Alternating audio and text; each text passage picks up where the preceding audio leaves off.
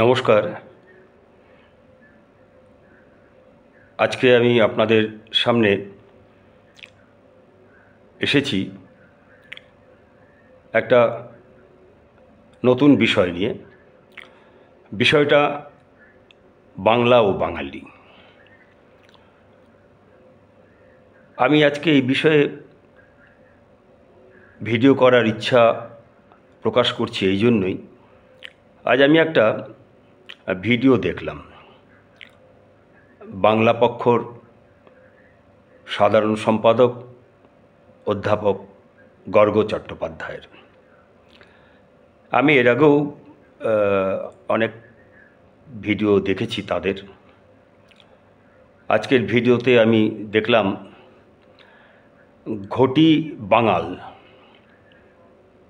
ঘটি বাঙালি নিয়ে তার মিলেমিশে থাকার কথা ভালো লাগলো। ভালো লাগে আরও অন্যান্য বিষয়ে তার বক্তব্য। বাংলা পক্ষকে একজন বাঙালি হিসেবে কিছু মনের কথা তুলে ধরছি এই ভিডিওর মাধ্যমে। তার ঘটি এবং বাঙাল, তিনি নিজে ঘটি, তার কথাতে জানতে পারলাম, এবং বাঙালদের সম্পর্কে তার যে কত কষ্ট করে ওপার বাংলা থেকে এপার বাংলায় বাড়ি ঘর দোর সমস্ত কিছু ছেড়ে চলে আসতে হয়েছিল, সেই কষ্টের কথা তার মুখে শুনে খুব ভালো লেগেছে। আমি নিজে বাঙাল না ঘটি সেটা আমি আপনাদের এই কথার মধ্যে দিয়ে, আলোচনার মধ্যে দিয়ে আমি তুলে ধরব। কারণ আজকে আমি একটা কবিতা এবং সেটা গানও আমার নিজস্ব লেখা, আমি সেটা আজকে আমি শুরু করছি। সেটার মধ্যে দিয়ে আপনারা সবাই বুঝে যাবেন আমি বাঙাল না ঘটি নাকি অন্য কিছু। আসুন কবিতাটা শোনা যাক। বাংলাদেশে জন্ম মার, এ বাংলায় জন্ম আমার। বাংলাদেশে জন্ম মার, এ বাংলায় জন্ম আমার। দু বাংলায় দুজনার জন্ম, ছিন্ন হইল বন্ধনকার। এপারেতে রাম রহে, ওপারেতে রহিম। ভায়ে ভায়ে রক্ত ঝরে, সর্বনাশা একই দিন। গঙ্গা আর পদ্মার পারে একখণ্ড জমি আছে। দুই দিকের দুই নদীর ঢেউ রাম রহিমের চোখে নাচে। একই আশা একই ভাষা, হৃদয় জুড়ে ভালোবাসা। এপারেতে রাম কাঁদে, ওপারেতে রহিম একা। এপার বাংলা ওপার বাংলা, আমার তোমার একই বাংলা। ভায়ে ভায়ে রক্ত ঝরে, সর্বনাশা একই খেলা। গঙ্গার পদ্মার হাওয়া এপার ওপার বাংলায় নাচে। মায়ের ছেলের হৃদয় আশঙ্কাতে কেন কাঁপে। জলভরা নয়ন দেখেছিলাম মায়ের, জলভরা নয়ন দেখেছিলাম মায়ের। নারীর টান ওপারেতে, জীবন কাটে এপারে। স্মৃতিকথায় হৃদয় কাঁপে, জল ভরে চোখে। এপারেতে বৈধব্য বেশ, ওপারেতে কৈশোর নাচে। বাংলাদেশে জন্ম আমার, না হলেও আমি কি বাঙাল নই? আর এই বাংলায় আমার যদি জন্ম হয়, তাহলে আমি কি জন্মসূত্রে ঘটি নই? তাই বারবার মনে পড়ে মায়ের কথা। ওপারের সব কিছু ছেড়ে মা বাবাকে দেখেছিলাম দেশভাগের পরে এপারে চলে আসতে। দেখেছিলাম বলতে আমার জন্মের পরে যখন আমাদের ঘরে প্রচুর লোকজন আসতো, আত্মীয় স্বজন, ওপারের সমস্ত মানুষ, বহু মানুষ এপারে এসেছিলেন। আমার বাবার হাত ধরে আমাদের সমস্ত জ্যাঠতো দাদারা এপারে এসেছিলেন। বাড়িতে যখন সবাই প্রতি রবিবার জড়ো হতো, আর একসঙ্গে থাকার প্রথম দিকের যে ছবি দেখেছি, সেখানে দেখেছি আমাদের সব পরিবারের মধ্যে একটা একাত্মবোধ, এবং দেখেছিলাম মায়ের মুখে সেই মিষ্টি হাসির মাঝে চোখে জল, বাবার চাপা দীর্ঘশ্বাস। জ্যাঠামশাই এসে বসতেন, পুরনো দিনের কথা বলতেন, শুনতাম। তখন আমার মনে হয়েছিল আমার এই লেখাটা আজকে আপনাদের সামনে আমি তুলে ধরলাম। এটা আমি লিখেছিলাম 1987 সালে। বাংলাদেশে জন্ম মার, এ বাংলায় জন্ম আমার, দু বাংলায় দুজনার জন্ম, ছিন্ন হইল বন্ধনকার। বাংলাদেশে জন্ম মার, এ বাংলায় জন্ম আমার, দু বাংলায় দুজনার জন্ম, ছিন্ন হইল বন্ধনকার। দু বাংলায় দুজনার জন্ম, ছিন্ন হইল বন্ধনকার।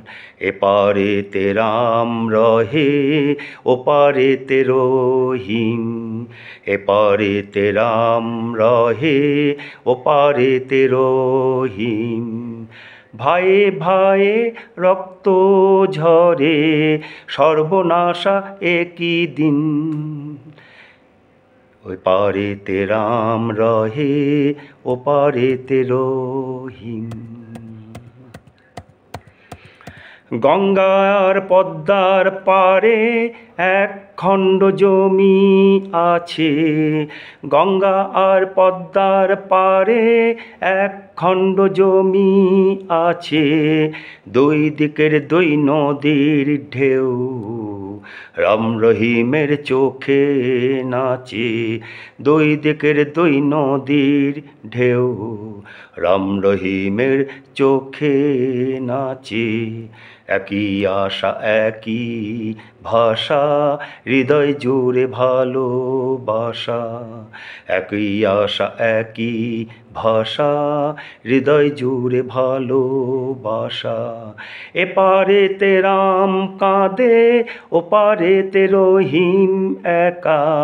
এপারেতে রাম কাঁদে, ওপারেতে রহিম একা। বাংলাদেশে জন্ম মার, এ বাংলায় জন্ম আমার। তো মায়ের সেই জল ভরা নয়ন দেখেছিলাম, জল ভরা নয়ন দেখেছিলাম মায়ের।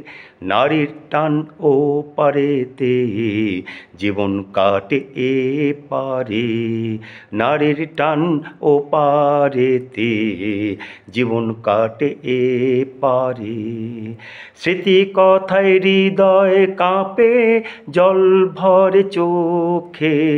স্মৃতি কথায় হৃদয় কাঁপে, জল ভরে চোখে।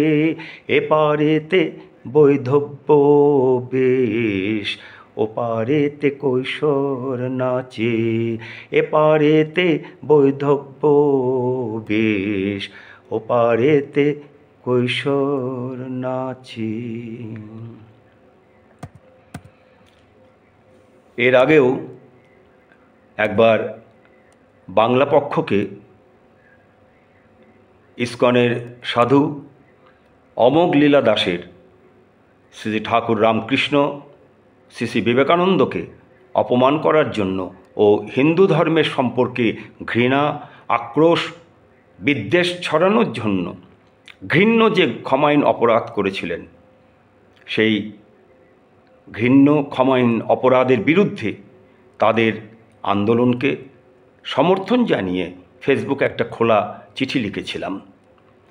জানি না সেই চিঠি তারা পড়েছেন কি না, কারণ কোনো সাড়া পায়নি। হয়তো চোখে পড়েনি, কিংবা চোখে পড়লেও হয়তো গুরুত্বপূর্ণ বলে মনে করেনি। যাই হোক, পড়লে ভালো, না পড়ে থাকলেও কোনো আপত্তি বা অসুবিধা নেই। তারা বিভিন্ন কাজের মধ্যে থাকেন, ব্যস্ততার মধ্যে থাকেন, চোখে নাই পড়তে পারে। আমার বক্তব্য আমি জানিয়েছি, এখানেও আমি আমার বক্তব্য তুলে ধরছি বাংলা পক্ষের উদ্দেশ্যে।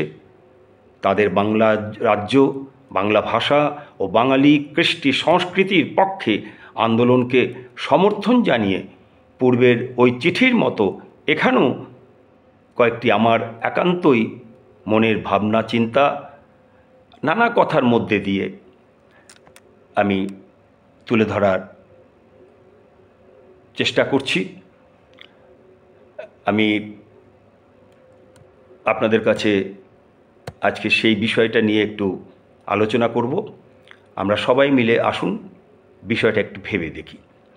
বাংলা চিরকাল বঞ্চিত। দেশ স্বাধীন হওয়ার আগের কথা ছেড়ে দিলাম, দেশ স্বাধীন হওয়ার পর থেকে আজ ৭৬ বছর হয়েছে দেশ স্বাধীন হয়েছে। দেশের স্বাধীনতার সময় থেকেই বাংলা ও বাঙালিকে বঞ্চিত, অপমানিত, লাঞ্ছিত হতে হয়েছে। দেশ স্বাধীনতায় বাঙালিদের অবদান আজ দেশের পরিস্থিতি দেখে মনে হয় দেশ রাখে না, মনে রাখে না বাঙালি। মাঝে মাঝে একটু রাজনৈতিক কারণে কিংবা জন্মদিনের কারণে একটু বাংলা ও বাঙালি বলে একটু স্মৃতির অম্ল ঢেকুর তোলে, তারপর আবার জেকেস্টেল। দেশভাগে সবচেয়ে ক্ষয়ক্ষতি হয়েছে বাংলা ও পাঞ্জাবের, বাঙালি ও পাঞ্জাবির। আর কোনো রাজ্যবাসীর এমন নিষ্ঠুর, নির্মম, বেদনাদায়ক, প্রাণঘাতী রক্তক্ষয়, জীবনক্ষয়, সম্পদক্ষয় হয়নি, হতে হয়নি বাস্তুহারা। এর জন্যে যার বা যে জাতেরই হাত বা প্ররোচনা থাকুক না কেন, দায়ী দেশি বিদেশি যে বা যারাই হোক না কেন, এর জন্য প্রধান দায়ী ছিল বাংলার জন্য বাঙালিরাই। দেশ স্বাধীনতার সময়ও বাঙালির বিরুদ্ধে ছিল। কোনো বাঙালি যখনই বৃহত্তর কোনো মঙ্গল কার্যে এগিয়েছে, তখনই পিছন থেকে ছুরি মেরেছে বাঙালি। অসহযোগিতার হাত বাড়িয়ে ভণ্ডুল করে দিয়েছে মঙ্গলযোগ্য বাঙালি। সৃজনশীল বাঙালিকে টিকতে দেয়নি বাঙালি বাংলার বুকে। বাংলার সমস্ত মনীষী অপদস্থ হয়েছে বাংলার বুকে বাঙালির দ্বারায়। মহাপরিপূরণকারী বাঙালিকে অশ্রদ্ধা, অপমান, অসম্মান করেছে বাঙালি, আর তা চেয়েও দেখেছে বাঙালি। ধর্ম একটা বিরাট ভূমিকা পালন করে ও করেছিল সেই সময়। ধর্মপ্রাণ, ঈশ্বর বিশ্বাসী বাঙালি যারা, তারাই ঈশ্বরের জীবন্ত রূপকে মানতে চাননি, স্বীকৃতি দেননি। তা অন্যরা মানবে না, এটা তো হতেই পারে।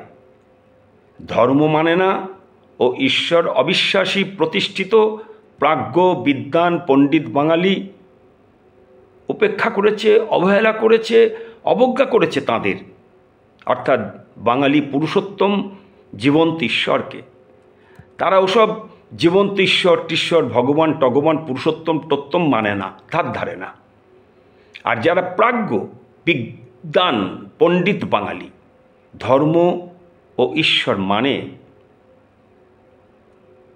তো ধর্মের নামে এই যে মানে, কি মানে?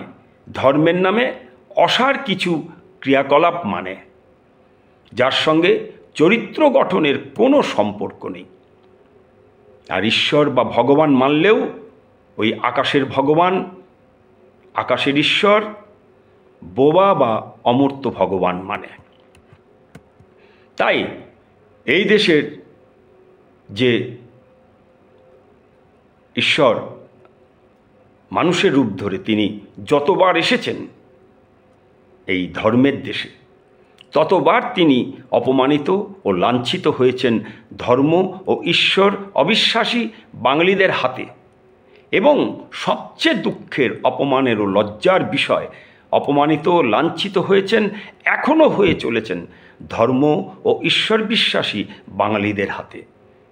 বিশেষ করে বাংলার বুকে the greatest phenomenon, the greatest wonder of the world Shri Thakur অনুকূলচন্দ্রকে থাকতে দেয়নি, টিকতে দেয়নি, সাহায্য করেনি তার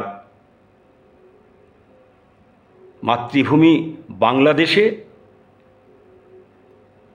দেশনেতারা ও তৎকালীন ও বাংলার বিশিষ্ট বাঙালিরা। এবং এ বাংলায় থাকতে চেয়েছিলেন তিনি, কিন্তু থাকার জন্য সাহায্যের হাত বাড়িয়ে দেয়নি এ বাংলার বিশিষ্ট বুদ্ধিজীবীরা, এমনকি তৎকালীন মুখ্যমন্ত্রী ডক্টর বিধানচন্দ্র রায়। প্রধানমন্ত্রী জওহরলাল নেহরু শ্রী ঠাকুর তার জন্মভূমি ওপার বাংলা থেকে চলে আসার পর এ বাংলায় ঠাকুরের থাকার ও তার ওপারের স্বাধীনতার সময়ের 1.5 কোটি টাকা মূল্যের বিশাল আশ্রমকে পুনরায় প্রতিষ্ঠা করার জন্য এ বাংলায় পান্ডুয়ায় 6000 বিঘা জমি দিতে রাজি হয়েছিলেন। কিন্তু তৎকালীন বাংলার মুখ্যমন্ত্রী শ্রী বিধানচন্দ্র রায়, তার মানসিকতা ছিল 6000 বিঘা জমি পরিবর্তে 800 বিঘা জমি প্রদান করার। কিন্তু শ্রী ঠাকুর সেই প্রস্তাব বাতিল করে দেন, কারণ তার যে স্বপ্ন ছিল তা রূপায়িত করতে 800 বিঘা যথেষ্ট জমি বিবেচিত বলে তার কাছে মনে হয়নি।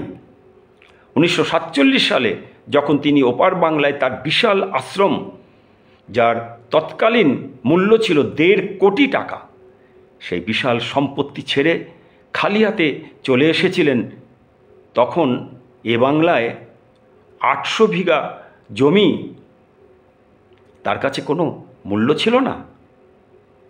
কেন? 1 বা 2 বিঘা জমি নয়, 800 বিঘা জমি তিনি প্রত্যাখ্যান করেছিলেন। কেন? যখন তাকে নিয়ে এখনও এপার বাংলা ওপার বাংলার বুকে বাঙালিরা অকথ্য কুকথ্য অশ্লীল ভাষায় প্রতিদিনই ফেসবুকে গালাগালি করে চলেছে নানা রকম দৃষ্টিকটু অশ্লীল ছবি, পোস্ট, মেমস ইত্যাদি। মেম বানানোর জন্য নাকি সৃজনশীল বুদ্ধি সম্পন্ন হতে হয়। মেম ভালো মতো বোঝার মাধ্যমে আপনার চিন্তাশীলতার গভীরতা যেমন প্রকাশ পায়, তেমনি যিনি মেম বানাচ্ছেন তার চিন্তাধারা এবং বুদ্ধির পরিচয়ও নাকি পাওয়া যায়। মেমের মাধ্যমে সেন্স অফ হিউমার বা হাস্যরস ধারণা করা যায়। মিম এখন জনপ্রিয় বিষয়, যা জাগতিক কিংবা দৈনন্দিন বিষয় থেকে শুরু করে সমালোচনামূলক জীবন এবং বিশ্বের ঘটে যাওয়া বিভিন্ন ঘটনার উপর তৈরি করা হয়।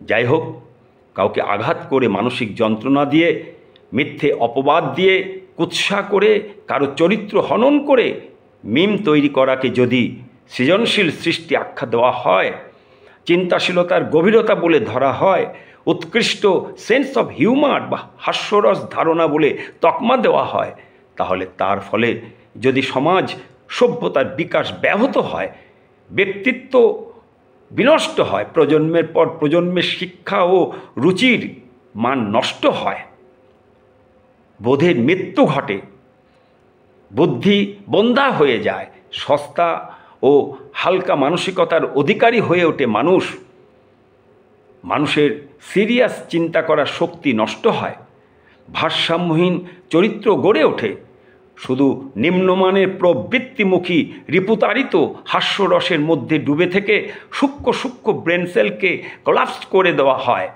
আর এটাই যদি বাকস্বাধীনতার নামে উচ্ছৃঙ্খলতার প্রশ্রয় দেওয়া হয়, আর তা যদি সমাজের পণ্ডিত, জ্ঞানী, বিজ্ঞ, এক কথায় প্রাজ্ঞদের দ্বারা স্বীকৃত হয় ও সাংবিধানিক অধিকার হয়, তাহলে মানব সভ্যতা ধ্বংস অনিবার্য। সেদিন এমন একদিন আসবে, ঠাকুরের কথায় মনুষ্যত্বের মূল বুনিয়াদ লোপ পেয়ে যাওয়া অসম্ভব কিছুই নয়। মনুষ্যত্বের মূল বুনিয়াদ নষ্ট হওয়ার প্রক্রিয়া শুরু হয়ে গেছে, চারপাশের ঘটনা তার প্রমাণ। আম আদমি থেকে অসাধারণ আদমি সবাই চুপ। মহাভারতের কৌরবের রাজসভার মহাবলী প্রাজ্ঞ ভীষ্মদের কানে আঙ্গুল, চোখে আঙ্গুল, মুখে আঙ্গুলের যুগ ফিরে এলো বুঝি। আপনারা ফেসবুক খুললেই দেখতে পাবেন ঠাকুরকে নিয়ে কত নোংরা কুৎসিত মন্তব্য, কত অশ্লীল অশ্রাব্য ভাষায় মন্তব্য, নানা রকম বিকৃত করে তার ছবিকে তৈরি করে পোস্ট এবং মিম তৈরি করা হয়েছে, যেগুলো আপনারা ফেসবুকে দেখতে পাবেন। রমরম করে চলছে। যাই হোক, ওই বাংলাদেশ ছেড়ে চলে আসার পরে 800 বিঘা জমি নিয়ে যেটা বলছিলাম, বিশ্বের সর্বশ্রেষ্ঠ বিস্ময় শ্রী ঠাকুর অনুকূলচন্দ্র ডক্টর বিধানচন্দ্র রায়ের 6000 বিঘার পরিবর্তে 800 বিঘা জমি দেওয়ার যে প্রস্তাব সৎসঙ্গে দেওয়া হয়েছিল, সেই প্রস্তাব শ্রী ঠাকুর অনুকূলচন্দ্র প্রত্যাখ্যান করেছিলেন। কারণ তিনি নিজের জন্য এই জমি কখনো চাননি। ওপার বাংলায় পাবনা হেমায়েতপুর গ্রামে বিশাল জনবসতি তিনি গড়ে তুলেছিলেন, পারিপার্শ্বিক সহ সবাইকে নিয়ে বাঁচা বাড়ার উদ্দেশ্যে, যা তৎকালীন প্রায় সমস্ত দেশবরেণ্য দেশনেতারা দেখে এসেছিলেন। ডক্টর বিধানচন্দ্র রায় সম্ভবত শ্রী ঠাকুরের বিশাল আশ্রম ও তাঁর বহুমুখী বিশাল কর্মকাণ্ড সম্বন্ধে ওয়াকিবহাল ছিলেন না বলেই তিনি শ্রী ঠাকুরের ব্যক্তিত্ব সম্বন্ধে অন্ধকারে ছিলেন। তখন শ্রী ঠাকুর এ বাংলা ছেড়ে চলে গেলেন তৎকালীন বিহার, বর্তমানে ঝাড়খণ্ডের দেওঘরে। আজ বর্ধমানের পান্ডুয়ায় যদি গড়ে উঠত 6000 বিঘের ওপর শ্রী ঠাকুরের নববৃন্দাবন, তাহলে বাংলার অর্থনৈতিক অবস্থান ও বাংলার পরিচিতি বিশ্বের দরবারে কোথায় পৌঁছে যেত তা অকল্পনীয়। কিন্তু সেদিন তা বুঝতে চায়নি সমাজের অন্ধ মহাপণ্ডিত, মহাজ্ঞানী, মহাবীর, রথী, মহারথী আজকের সেদিনের এবং আজকের বুদ্ধিজীবী ভীষ্মরা। সেদিনও ছিল ও আজও ঘুমিয়ে আছে মহাত্মা ভীষ্মেরা। অথচ 1947 সালের 3 বছর পরেই 1950 সালের বিধানসভা নির্বাচনে ডক্টর বিধানচন্দ্র রায়কে প্রবল প্রতিদ্বন্দ্বী কমিউনিস্ট নেতা মোহাম্মদ ইসমাইলের বিরুদ্ধে জয়ী করাবার জন্য শ্রদ্ধেয় প্রবল পরাক্রমী বালকৃষ্ণ কাপুরদা, যিনি পূর্বে ছিলেন প্রভু রাম ভক্ত ও হনুমান ভক্ত, পরে শ্রী ঠাকুরের দীক্ষিত হলেন, সেই ভক্তপ্রবর বালকৃষ্ণ কাপুরদা তার সঙ্গীদের নিয়ে বিধানচন্দ্র রায়ের আপত্তি ও বিরক্তি সত্ত্বেও শুধুমাত্র ঠাকুরের নির্দেশকে বাস্তবায়িত করবার তাগিদেই নিজের আত্মীয় স্বজন, বন্ধু বান্ধব, বিশাল সৎসঙ্গী মহলে ডক্টর বিধানচন্দ্র রায়ের হয়ে প্রচার করতে থাকেন। সেদিন বালকৃষ্ণ কাপুরদাকে রাইটার্স বিল্ডিংয়ে অফিসে ডেকে শ্রদ্ধেয় ডাক্তার বিধানচন্দ্র রায়ের বলা, why are you creating problems in my campaign? I do not need your help. আমার নির্বাচনী প্রচারে তোমরা অসুবিধা সৃষ্টি করছো কেন? তোমাদের কোনো সাহায্যের আমার প্রয়োজন নেই। এই কথা বলার উত্তরে ডক্টর বিধানচন্দ্র রায় যখন এই কথা বলেছিলেন শ্রদ্ধেয় বালকৃষ্ণ কাপুরদাকে, তখন এ কথা বলার উত্তরে শ্রদ্ধেয় বালকৃষ্ণ কাপুরদা ঘুরে দাঁড়িয়ে ডক্টর বিধানচন্দ্র রায়ের চোখে চোখ রেখে বলেছিলেন, I am not here to serve you, but to follow the order of my Lord, and I shall do so to fulfill his command, whether you like it or not. আমি আপনাকে সাহায্য করার জন্য এখানে আসিনি, এসেছি গুরুর আদেশ পালন করার জন্য, এবং তাই সেই আদেশকে পূর্ণ করার জন্য আমার যা যা করণীয় আমি তাই করব, তা আপনি পছন্দ করুন বা নাই করুন।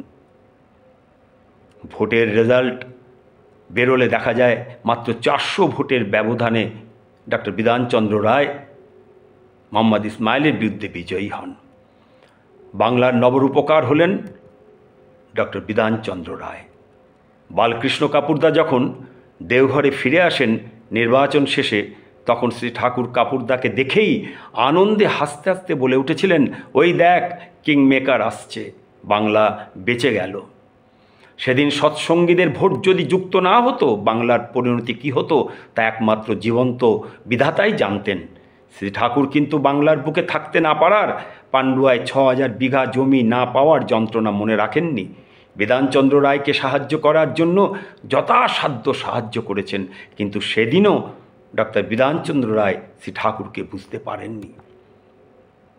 কিন্তু বাঙালি যারা আজও শ্রী ঠাকুরের কুৎসা করেন, ঠাকুরকে নোংরা গালাগালি করেন, নিন্দা অপবাদ অপমান অশ্রদ্ধা করেন, তারা এরকম অনেক অনেক অপ্রকাশিত ঘটনা আছে যা জানেন না।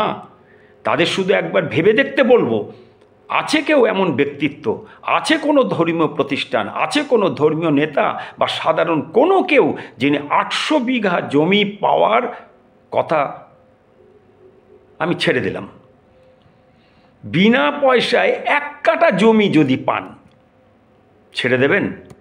আছেন কেউ? অথচ সে ঠাকুরকে গালাগালি করে যাবেন।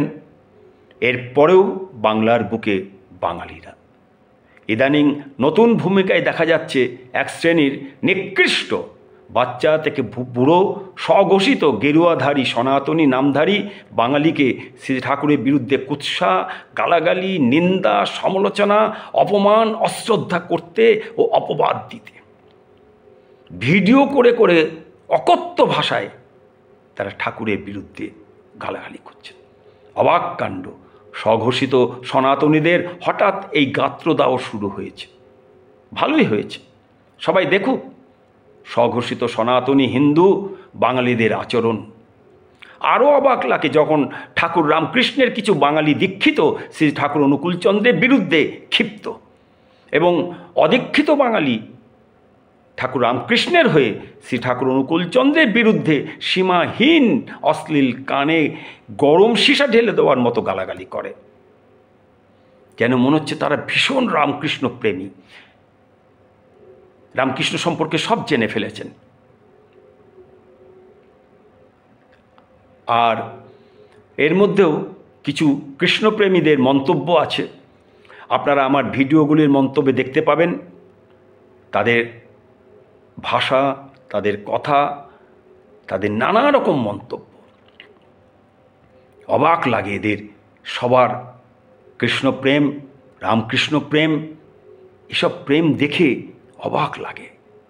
আর ঠাকুর সম্পর্কে বিন্দু বিসর্গ না জেনে না পড়ে গবেষণা না করে শুধু কুৎসিত লোকের পাল্লায় পড়ে কুৎসিত মানসিকতায় রটানো রসালো ঘৃণ্য মুখের কথা শুনে শুনে একই গালাগালি করে চলেছে এরা সোশ্যাল মিডিয়ায়। যাই হোক, আমি যেটা বলতে চেয়েছিলাম সেটা হচ্ছে বাঙালি কখনোই ঐক্যবদ্ধ ছিল না।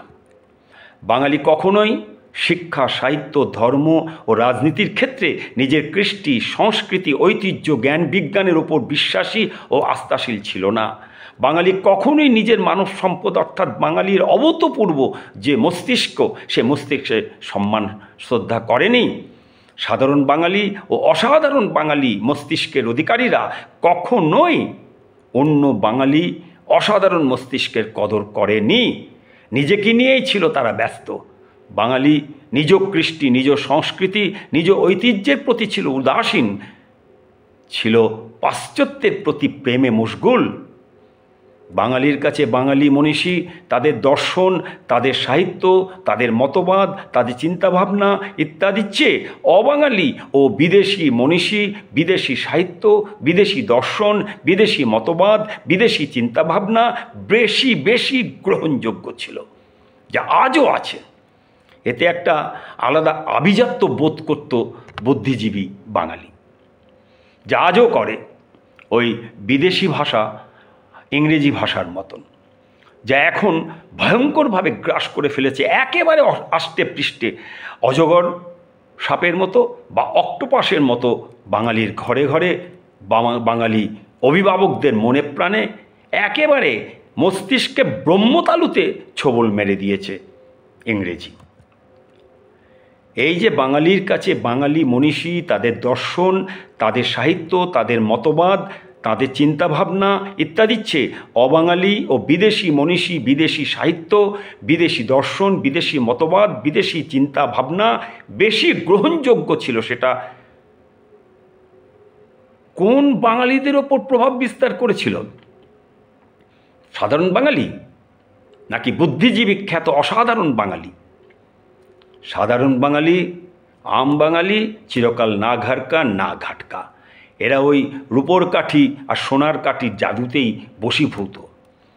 বুদ্ধিজীবীদের ইমিটেশন, সোনার রঙের সোনার কাঠির ছোঁয়ায় এরা জেগে ওঠে, আবার রূপোলি রঙের নকল রূপোলি কাঠির ছোঁয়ায় এরা ঘুমিয়ে পড়ে।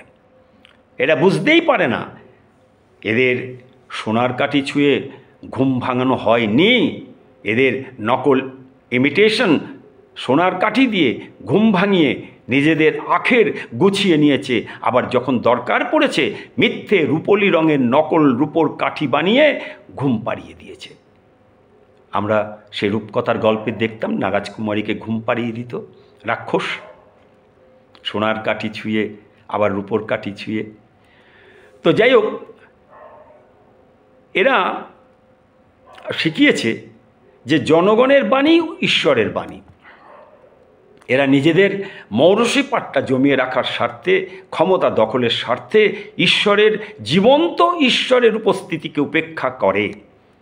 জীবন্ত ঈশ্বরকে কলঙ্কিত করে, কালিমালিপ্ত করে সীমাহীন ভাঙাচোরা রিপুতাড়িত বৃত্তি প্রবৃত্তিতে আপাদমস্তক ডুবে থাকা কুসংস্কারাচ্ছন্ন ধর্মভীরু মূর্খ বোকা সহজ সরল সাধারণ মানুষকে তাদের বৃত্তি প্রবৃত্তিতে সুড়সুড়ি দিয়ে বুঝিয়েছে তাদের কথাই ঈশ্বরের কথা, তাদের বাণী ঈশ্বরের বাণী, অর্থাৎ জনগণের কথাই ঈশ্বরের কথা, জনগণের বাণী ঈশ্বরের বাণী।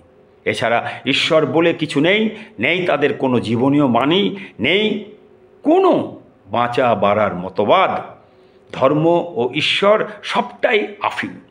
বিদেশি মনীষীরাই এক ও একমাত্র দ্রষ্টা পুরুষ, তাদের কথার মধ্যেই আছে মুক্তির পথ, তারাই একমাত্র শেষ কথা জানে ও জানে নিখুঁত। এছাড়া বাকি সব বকওয়াস। বাঙালি কখনোই নিজের ঘরের সম্পদকে, নিজের বাগানের ফুলকে দেশ বা রাষ্ট্র গঠনের কাজে, সমাজ গঠনের কাজে এবং রাজনৈতিক কাজে গুরুত্ব সম্মান দেয়নি, সে যে যত বড়ই বুদ্ধিজীবী তাত্ত্বিক বাঙালি নেতা হোক না কেন। চোখের সামনে রত্ন বাঙালিকে করেছে উপহাস, উপেক্ষা, অস্বীকার। বাঙালি মত্ত ছিল, আজ বাংলা যা ভাবে কাল গোটা ভারত তা ভাবে, এই অহংকারে।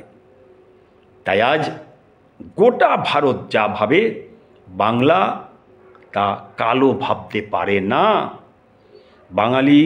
বাঙালি মাতব্বরদের কারণে নিজেদের মধ্যে লড়াই করে বাঙালি সত্তাকে, বাঙালি ঐক্যকে, বাঙালি একপ্রাণতাকে, বাঙালির এক হৃদয়কে, বাঙালি এক মনকে, বাঙালির এক শরীরকে দ্বিখণ্ডিত করেছে হিন্দু আর মুসলমান বাঙালি করে দিয়ে, হিন্দু আর খ্রিস্টান বাঙালি করে দিয়ে, মুসলমান আর খ্রিস্টান বাঙালি করে দিয়ে।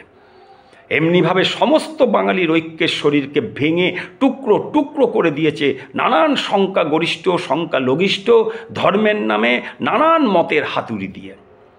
ধর্ম যে বহু হয় না, সব যে মত হয়, বাঙালি মাতব্বর নেতৃত্ব তা বোঝেনি, বোঝার চেষ্টা করেনি, না বুঝে এমন সর্বনাশা মৃত্যু ডেকে এনেছে নিজেদের জন্য নিজেরাই, নতুবা বুঝেও ইচ্ছাকৃতভাবে বুঝতে চায়নি শয়তানি মনোবৃত্তির কারণে। ফল ভোগ করতে হয়েছে আম জনতার। আম জনতাকে ফল ভোগ করতে হবে যতদিন না এদের ফাঁদ থেকে আম জনতা মুক্ত হবে।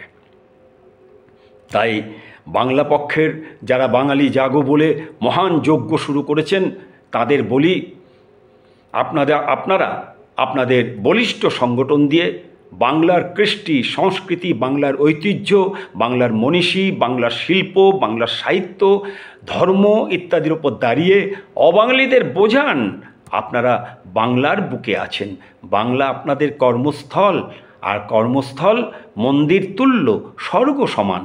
এই বাংলার মাটি আপনাদের অন্ন রোজগারের মাটি, এই মাটি আপনাদের মা অন্নপূর্ণা। এই মাটিকে শুধু বৈধ বা অবৈধ যে উপায়েই হোক না কেন, অর্থ রোজগারের পথে শুধু বলাৎকার করে করে মাকে ক্ষতবিক্ষত করবেন না।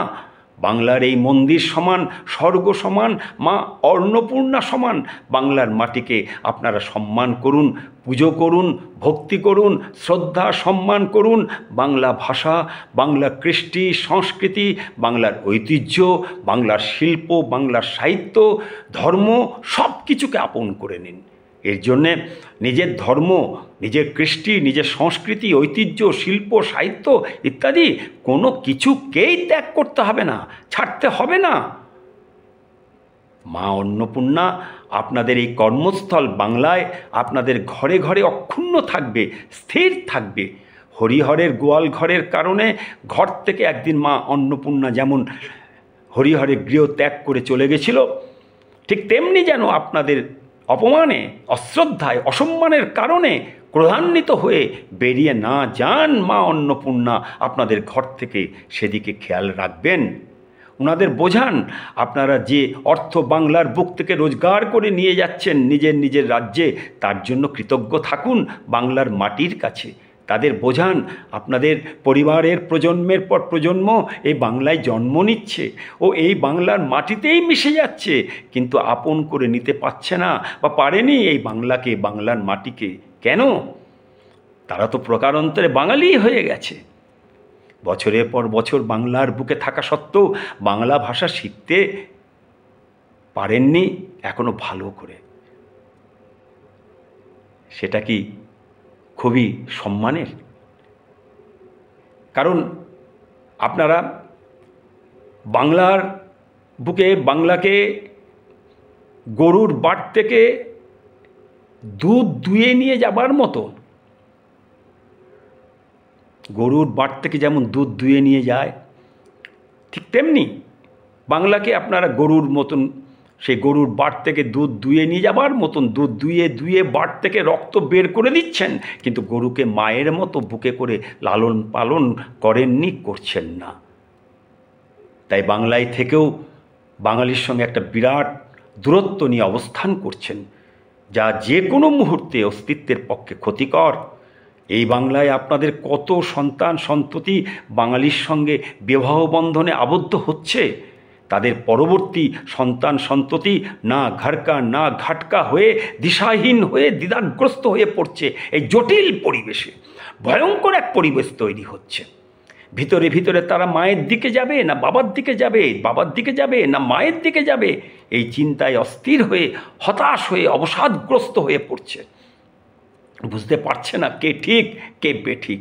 কখনো কখনো তারা পথ খুঁজে না পেয়ে উত্তেজিত মস্তিষ্ক বৃথা আড়ম্বরযুক্ত চিন্তায় ভুল করে বসছে ও নিজের ও পরিবারের ভবিষ্যৎ ক্ষতির কারণ হয়ে দাঁড়াচ্ছে। আপনাদের সব ভাবতে হবে, হ্যাঁ ভাবতে হবে।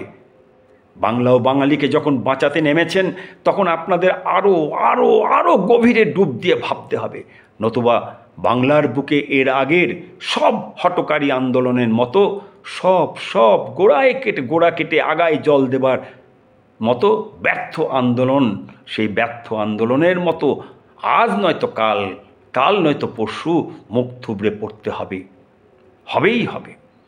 উত্তেজিত মস্তিষ্ক আর বৃথা আড়ম্বরযুক্ত চিন্তার উপর দাঁড়িয়ে যে আন্দোলন, সে আন্দোলন অসিদ্ধির আন্দোলন।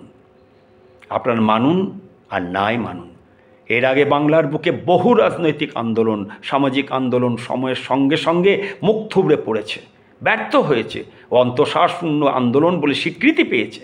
তাই আপনারাও আপনাদের আন্দোলনের গভীরতা নিয়ে ভাবুন, আন্দোলনের মুখকে ঠিক রাখুন, ডিরেইলড হতে দেবেন না। সব বাঙালি যাতে আপনাদের পাশে থাকে, আপনাদের উদ্দেশ্য, আপনাদের লক্ষ্য বুঝতে যাতে পারে তাই করুন। বাঙালিকে আর বৃথা অসার স্বপ্ন দেখার সুযোগ দেবেন না। বাঙালি উদ্দেশ্যহীন, দিশাহীন, লক্ষ্যহীন, বিচ্ছিন্ন ও বিক্ষিপ্ত আন্দোলনে বলাৎকার হতে হতে হতে হতে হতে ক্লান্ত ও বিধ্বস্ত।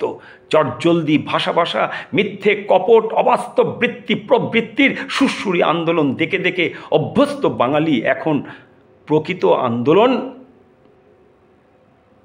আজ পর্যন্ত দেখেনি। আন্দোলন কাকে বলে এই বাংলার বাঙালি দেখবে, তবে এই বাংলা থেকে নয়। আন্দোলন উঠবে বাংলার বাইরে থেকে, অন্য রাজ্য থেকে। সেই আন্দোলনের শীর্ষভাগে থাকবে বাঙালি, খাঁটি বাঙালি, যার মধ্যে দিয়ে বয়ে যাচ্ছে এখনো খাঁটি আর্য রক্ত। সেই খাঁটি আর্য রক্ত বয়ে যাওয়া খাঁটি বাঙালি কেমন করে সব বাঙালি, অবাঙালি, হিন্দু, মুসলিম, খ্রিস্টান, বৌদ্ধ, জৈন, শিখ ইত্যাদি সব মতের, সব জাতের, সব দলের মানুষদের নিয়ে নিখুঁত চলতে হয়, সর্বশ্রেষ্ঠ জীবন্ত আদর্শকে মাথায় নিয়ে তা দেখিয়ে দেবে। সময় সবচেয়ে বড় বলবান। যেমন স্বাধীনতার সময়ে আমরা একবার দেখতে পেয়েছিলাম নেতাজি সুভাষচন্দ্র বসুর নেতৃত্বে সারা ভারতবর্ষের সমস্ত জাত ও ধর্মের মানুষদের আজাদ হিন্দ ফৌজের ফৌজি হিসেবে, ঠিক তেমনি থেকে ভয়ঙ্কর সেদিনের অপেক্ষায় আমি তো হয়তো থাকবো না, আমাদের পরবর্তী প্রজন্মের পর প্রজন্ম যেভাবে তৈরি হচ্ছে, আন্দোলনের জমি, সেই সময় তারা দেখতে পাবে। হয়তো সেদিন আমি আবার আসব। তাই আপনাদের কাছে আমার বিনীত আবেদন, এই ভিডিওর মধ্যে দিয়ে আপনারা আপনাদের এই প্রচেষ্টা যে সেই প্রচেষ্টা সঠিক পদ্ধতিতে আপনাদের প্রচেষ্টা এগিয়ে চলুক, সার্থকতার দিকে সবাইকে নিয়ে মিলে মিশে হাসি আনন্দের মধ্যে দিয়ে, যাতে বিগত দিনগুলির মতো আপনাদের সবাইকে নিয়ে যে আন্দোলন, সে আন্দোলনও বিগত দিনগুলির মতো ব্যর্থ হয়ে না যায়, ব্যর্থ হয়ে গিয়ে আরও একটা ব্যর্থতার সংখ্যা না বাড়ায়, যাতে আপনাদের আন্দোলনের সারবত্তা ছড়িয়ে পড়ে সারা দেশে ও সারা দেশ ছাড়িয়ে বিশ্বে। এটাই আমার একান্ত প্রার্থনা, কামনা। ওই যে রবীন্দ্রনাথের গান আছে, বাংলার মাটি বাংলার জল, বাংলার বায়ু বাংলার ফল, পুণ্য হোক পুণ্য হোক পুণ্য হোক এ ভগবান। বাংলার ঘর বাংলার হাট, বাংলার বন বাংলার মাঠ, পুণ্য হোক পূর্ণ হোক পূর্ণ হোক হে ভগবান।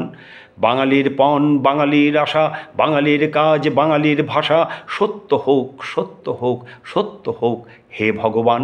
বাঙালির প্রাণ বাঙালির মন, বাঙালির ঘরে যত ভাই বোন, এক হোক এক হোক এক হোক হে ভগবান। আবার ওই যে আরেকটা গান আছে কাজী নজরুল ইসলামের, মোরা একই বৃন্তে দুটি কুসুম, হিন্দু মুসলমান, মুসলিম তার নয়নমণি, হিন্দু তাহার প্রাণ। এক সে আকাশ মায়ের কোলে, যেন রবি শশী দোলে, এক রক্ত বুকের তলে, এক সে নারীর টান। এক সে দেশের খায় গো হাওয়া, এক সে দেশের জল, এক সে মায়ের বক্ষে ফলে একই ফুল ও ফল। একসে দেশের মাটিতে পাই, কেউ গড়ে কেউ শ্মশানে ঠাঁই, মোরা এক ভাষাতে মাকে ডাকি, এক সুরে গাই গান। চিনতে নেড়ে আধার রাতে করি মোরা হানাহানি, সকাল হলে হবে রে ভাই, ভায়ে ভায়ে জানাজানি। কাঁদব তখন গলা ধরে, চাইব ক্ষমা পরস্পরে, হাসবে সেদিন গরব ভরে এই হিন্দুস্তান। আবার আছে নানা ভাষা নানা মত নানা পরিধান, বিবিধের মাঝে দেখো মিলন মহান। নানা ভাষা নানা মত নানা পরিধান, বিবিধের মাঝে দেখো মিলন মহান। দেখিয়া ভারতে মহাজাতিরও উত্থান, আমরা বলি দেখিয়া বাংলায় মহাজাতিরও উত্থান। জগজন মানিবে বিস্ময়, জগজন মানিবে বিস্ময়। তাই আসুন আমরা সবাই মিলে আমরা গেয়ে উঠি, বলি ও মন হারিয়ে যায় রে, মন হারিয়ে যায়, ও মন হারিয়ে যায় রে, মন হারিয়ে যায়। বন্ধুরে তোর পাখনা উড়িয়ে দিয়ে আয় রে, উড়িয়ে দিয়ে আয়। ও মন হারিয়ে যায় রে, মন হারিয়ে যায়। বন্ধুরে তোর পাখনা উড়িয়ে দিয়ে আয় রে, উড়িয়ে দিয়ে আয়। বাংলা মায়ের চরণ তলে এসো সবাই পরাণ খুলে, বাংলা মায়ের চরণ তলে এসো সবাই পরাণ খুলে। মিলে মিশে থাকি সবাই, হাসি হাসি নাচি নাচি বাঁচি বাড়ি গান গেয়ে যায়। ও মন হারিয়ে যায় রে, মন হারিয়ে যায়। বন্ধুরে তোর পাখনা উড়িয়ে দিয়ে আয় রে, উড়িয়ে দিয়ে আয়। নমস্কার, আজকের মতন এই পর্যন্ত, আবার আগামী দিন দেখা হবে।